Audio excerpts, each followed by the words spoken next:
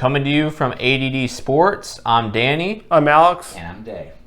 So on this segment, we're going to be covering a little bit about the Las Vegas Raiders' decision to hire Josh McDaniels, a former New England offensive coordinator under Bill Belichick.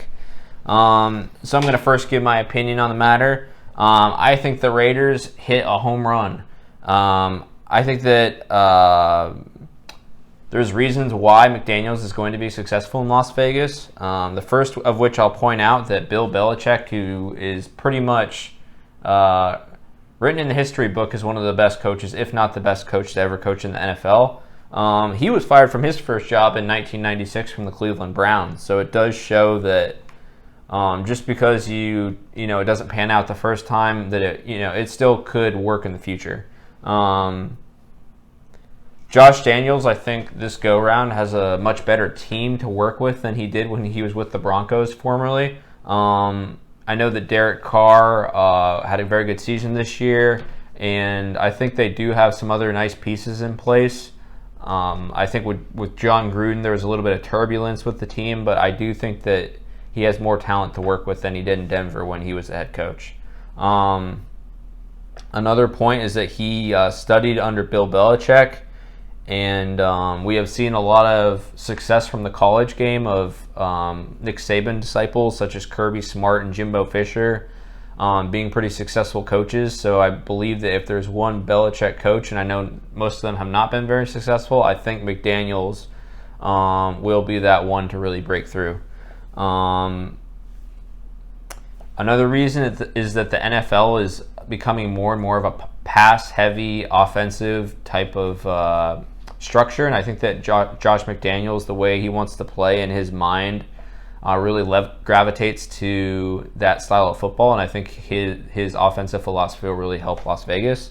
And another reason is that everyone, including my buddy Day here, thought that Tom Brady was just a product of the New England system, and we saw how successful he's been in Tampa Bay, and so it shows that there is that potential for someone to break the New England mold and sort of be successful in another place.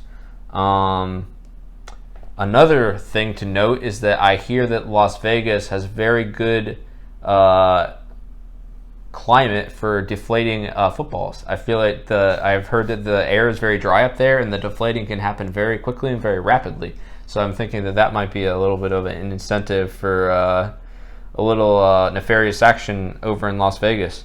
And another reason that I think McDaniels is going to work out is that I think with John Gruden, sort of the epic blow-up of John Gruden will probably lead Josh McDaniels to have a little more time and patience from the organization, because there's really nowhere to go but up from John Gruden after what happened with the emails, and I think that they'll probably be likely to be a little more patient with him, and I think that probably leads to some more time and a longer leash for Josh McDaniels. So what's your take on this one, Day? What the hell are you smoking? I mean, you got delusion on that paper or what? This is the worst decision the Raiders have made since I rightly predicted hiring John Gruden. Horrible decision then, horrible decision now. I mean, like you said, the Saban coaching tree, the Belichick coaching tree. You said it yourself. The Belichick coaching tree sucks. Usually you hire someone from Belichick. How'd that just fare for the Giants this last season? Not too well. Or the Texans in the past. O'Brien, how'd he do? They weren't taking on both spots. They weren't He had talent. Belichick proteges. Oh, they were Belichick proteges. No. Every time a Belichick protege goes somewhere. Hell, the most successful one we've had was Brian Flores. McDaniels had his chance, and he wrecked Denver. He had another chance to go to Indy, and thank God, that he decided to tuck his tail and run back to New England because he knew he wasn't up for the task. He knew he was going to get run out of town real quick because he is not the right guy for the job. And yeah, I said his success was part of the product of that system, but that system was having a dominant defense from the start of his career onward. It wasn't the passing system he was in. It was we have a very good defense for a long time and the greatest defensive-minded head coach ever, and it had never really been known outside of Tom Brady of having much offense. I mean, they didn't have much offense the last 2 years. This year it was about, Don't let Mac Jones make a mistake. Let the defense play well and let the running game handle it. I mean, they won a game throwing the ball 3 times. McDaniels, no. I mean, when Brady came down here and showed that he can succeed outside of New England, it wasn't bringing any of the New England system down here. It was going to Tampa Bay where he's got weapons and a better offensive-minded coach. McDaniels is going to be a bust. He'll be out of Vegas in 2-3 years. They will not win any playoff games with him. He'll go right back to New England and take his old job back as their offensive coordinator and just let Belichick run the show. Absolutely no way in hell is this a good decision for the Raiders. What do you think, Alex?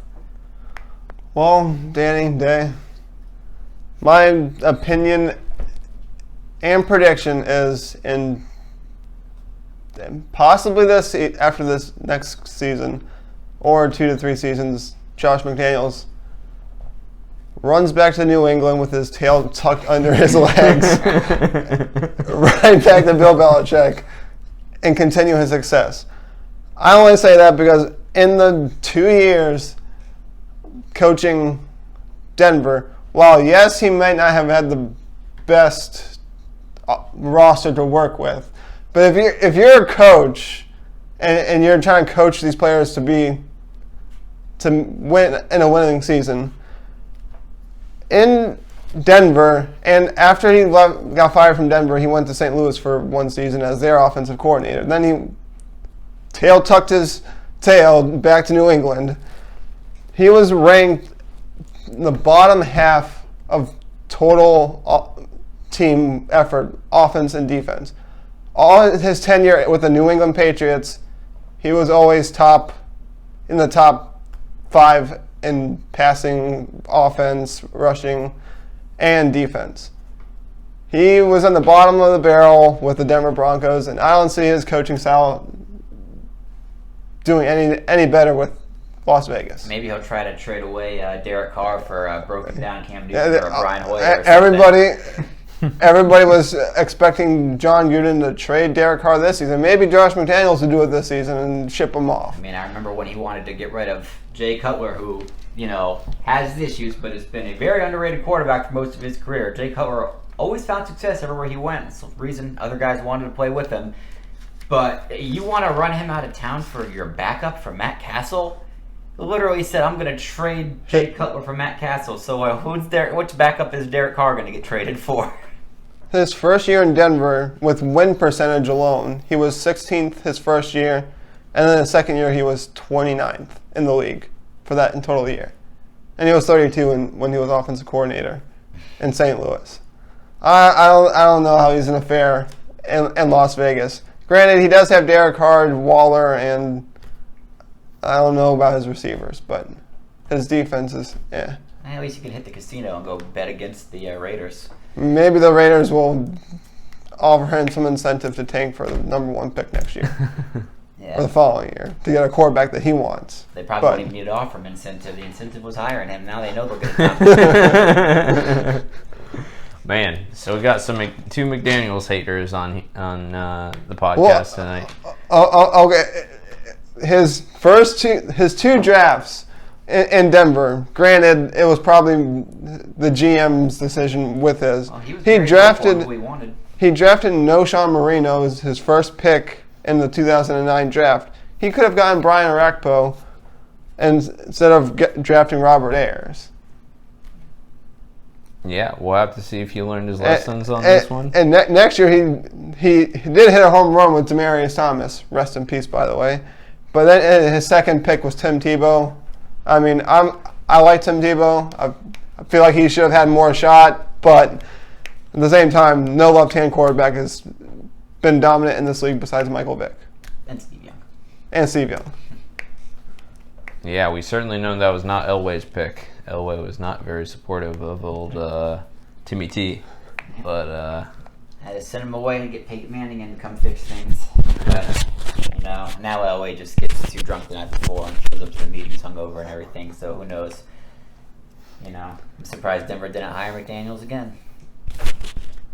Very valid points. All right, so that's going to wrap up this segment of ADD Sports. Be sure to like, subscribe, and share our channel. Don't forget, next week we have a guest appearance Super Bowl week. for the Super Bowl week. Absolutely. All right, guys. Have a good night. See you.